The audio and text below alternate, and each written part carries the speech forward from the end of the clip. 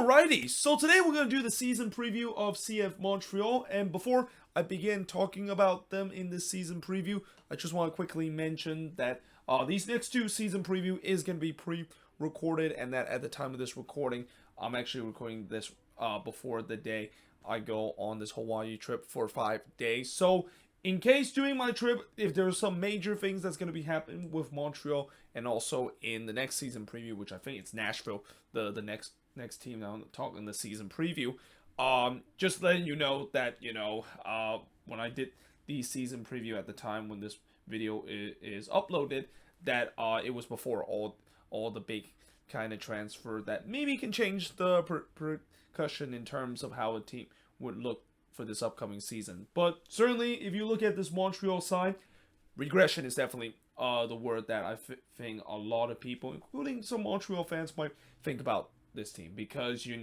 don't go through an offseason where they basically sold off a lot of pieces, and for good reason, because they're doing what MLS want their club to do, which is develop some good young talent and eventually sell them off for Europe for a big amount of money. But what MLS didn't tell them to also do is decided to get rid of their head coach, and that their head coach would go somewhere else to another MLS club, and that is the case for CF Montreal. And I think that probably hurts more because, as much as losing Georgi Mihailovic, Alistair Johnston, and Ishmael Kone, of all those three players that were part of the big amount of money that they got after they sell them off to Europe hurts.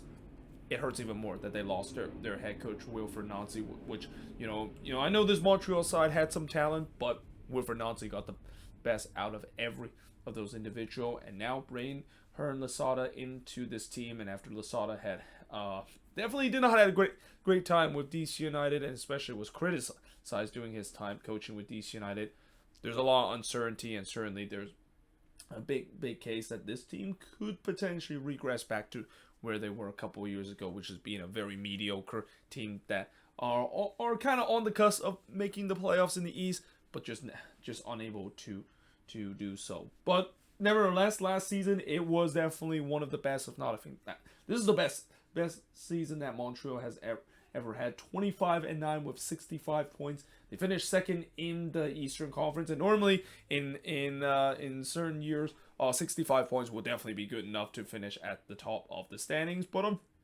unfortunately for Montreal, they also had to deal with the Philadelphia Union, who also had a decent season. So hence that's why they finished second with a 25-9 record and finished with 65 points. But they did lose to NYCFC in the second round.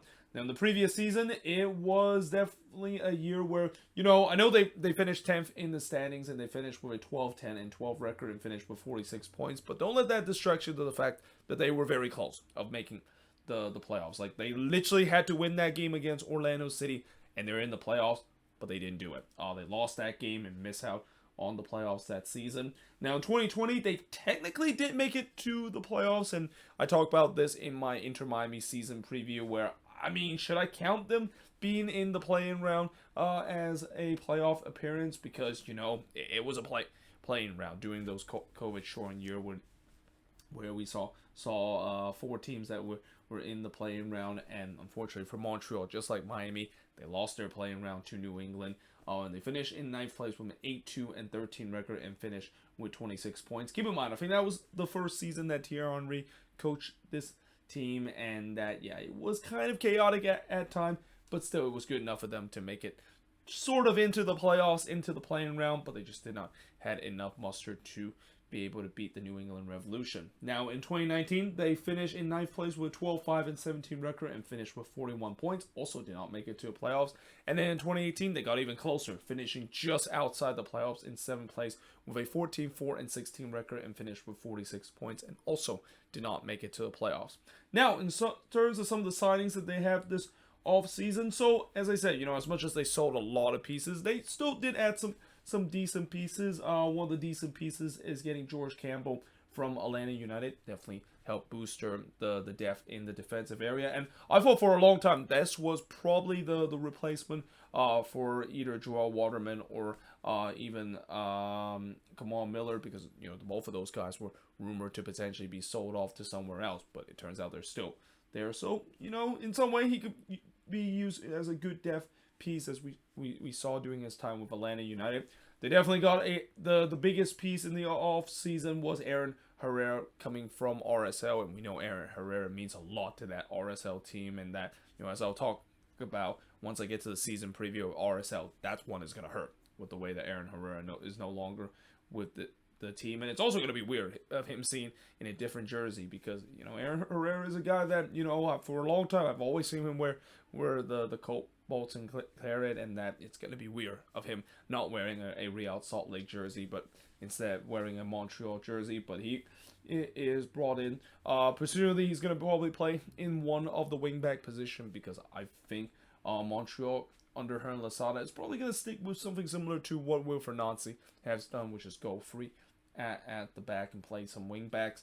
They also got Chinilso 04 from the Chicago Fire, and then they also got Elias from Greek Super League side. I think it's Panathinaikos that they of course got, but either way, that could be used as a good depth piece in terms of the midfield too. And another guy that is part of what Montreal started want to reshape their identity to be a team that want to trust their academy more and trying to produce some good players in their academy and sell them off for a big amount of money. Now, in terms of players that is no longer with this team, speaking of players that they develop from their academy and eventually sell them off for a big amount of money, that's exactly what they did with Ishmael Kone. I mean, Ishmael Kone was the hottest prospect out of that Montreal academy, and it's no surprise the fact that he was sold off for a huge amount of money to Watford. Same goes for Georgi Mihajlovic, though, in Mihajlovic's case, he wasn't coming from the Montreal Academy. He was actually from the Chicago Fire Academy, and then he moved to this Montreal team where they kind of took a bit of a gamble in terms of the fact that, he did have that breakout season with the Fire, but they don't know if that's going to continue. And boy, does he continue to do. I mean, he's another guy that, or I would say he's one of the guys that I've always mentioned. I just don't understand why the U.S. men's national team don't call him up more often. I mean, I see potential that he could be a really decent player for the national team, and that hopefully now that he is in Europe and playing regular minutes, maybe we'll give the case that, whoever the future U.S. men's national team manager is going to be, that maybe see Georgi Mihajlovic might have a future for this national team. But then we also got Alistair Johnston, that is no longer with the team, one part of the big money move that Montreal did get for their players, that they sold them off to Europe. They also sold Joaquin Torres.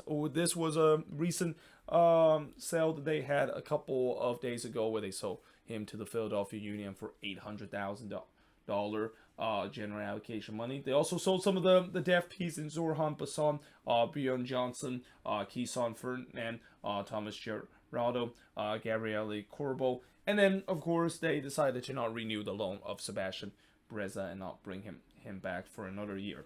Now, in terms of the strength of this team, I say it has to be the defense and wing back, and you can maybe even say the midfield too. I mean, I feel like this back line last season, I mean, there were times where it was kind of a little bit shaky, but then as the season goes along, I thought that back line got much better, and especially with the way that, they pretty much brought back the same back line that they had last season, and that, they didn't really sell some of the pieces in that back line. And again, going back to what I said about Joel Waterman, like he was going to be maybe sold off to somewhere else, and he's been getting a lot of interest in Europe, but Montreal decided to keep him, and the same goes for Kamal Miller. So that's definitely good, the fact that they at least have the same back line. And then also in the wing back position, I mean, Lassi Lappanainen, a very underrated wing back in the left side. And then on the right, bring Aaron Herrera, slot him right into that role. I think that's going to be good too, because he's a very good crosser of the ball, as we've seen doing his time with RSL. And yeah, I think that is definitely one of the strengths. And also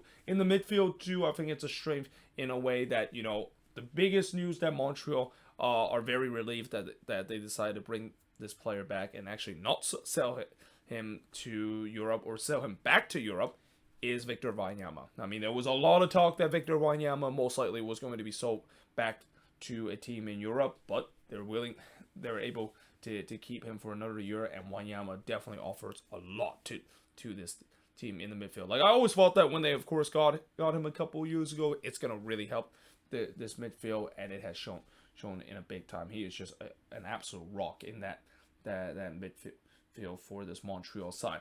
Now, in terms of the biggest weakness, it's got to be the number 10 and the goalkeeping situation. And, it's not a big surprise in terms of the number 10 position because Mihajlovic is no longer there. And then they thought that maybe Joaquin Torres might be the next guy to step into that role. And he's also gone to the Philadelphia Union. So, yeah, I think the only number 10 that they have on this team is Mihajlovic. And Mihajlovic, he's okay. He's definitely nowhere near the quality that Mihajlovic or even Joaquin Torres brought to this team. So that's definitely going to be an area that I think they might have to address. And again, this is the dangerous in terms of selling your best player. You need to find a way to replace them. And this is where I think many Montreal fans kind of thought that this was going to be the case. And it turns out it was, where the ownership hasn't really spent as much in terms of trying to find a perfect replacement for the players that they sell them off for a big amount of money. But the same goes with the goalkeeping situation. And again, this has been a situation that's been happening for the past couple of years where Montreal is kind of one of those few teams that decided to go for a revolving door in terms of goalkeeper. We saw last year they rotate both Breza and Pentemis as the goalkeeper. Now, obviously, it seems like this year it is going to be James Pentemis. That's the starting goalkeeper because they no longer have Breza, who they decided to not renew his loan from Bologna. But, there's question about Pentemis of whether or not he could be decent. There's times where he could be decent, but there's also times where he's been kind of inconsistent. And that's also where we see these kind of revolving door between both of the goalkeeper, where Wilfried Nancy just couldn't decide which one is going to be better. And that kind of also was the same case when Thierry Henry was taking charge of this team too. So, Pentemis, he's got to be consistent because, if you want to be a decent team in this league, obviously you want to have a good attack and a good defense, but don't forget about the goalkeeping position. The goalkeeping position can be important, where goalkeepers can definitely keep you in games. We even see some of the best team have some of the best goalkeeper that keeps their team in the game. And unfortunately for Montreal, that doesn't seem like is the case, at least for this team.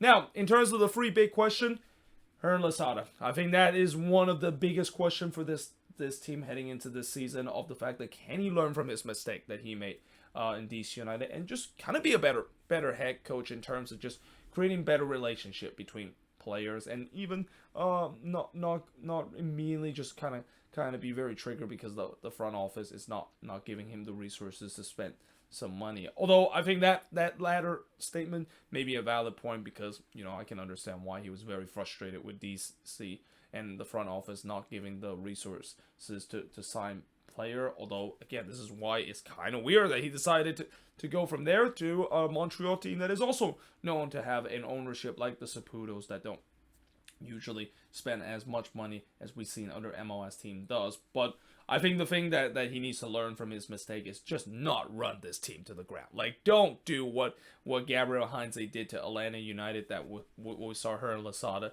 did, which is running the team to the ground, asking them to follow just an unrealistic nutrition kind of diet, and just kind of turn this team to suffer multiple injury kind of riddle season. So that's something that I think maybe he'll learn from his mistake and build better trust in terms of his player.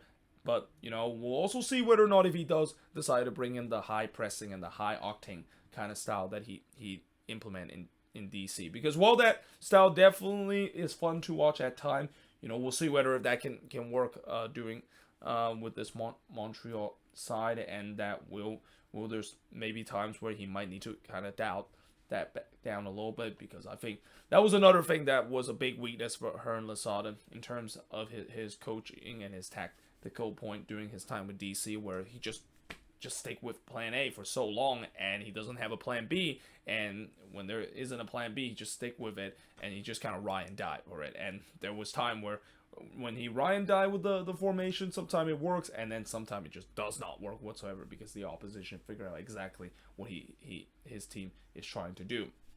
And then, of course, the other big question is, can Montreal produce another gem from the academy? Again, this is a team that is starting to heavily invest in their academy, and it's great to see. I love to see when MLS team decidedly heavily invested in their academy and produce some good players out of their academy, and then they can sell them off for a big amount of money. I mean, we already saw the case with Ishmael Kone being sold off for a huge amount of money coming out of the Montreal academy, and that's going to be something that they're going to continue to do, and it's a great philosophy to use in the future. And then, of course, the third big question for this team is the situation with Kai Kamara. And again, it feels like Kai Kamara is definitely in limbo right now, because despite the fact that, this is where it gets interesting in the beginning of the season, is Kai Kamara going to be a regular starter for this team? Because you can clearly see he is very frustrated with the situation that he is in right now, being stuck in Montreal after he repeatedly said that he wants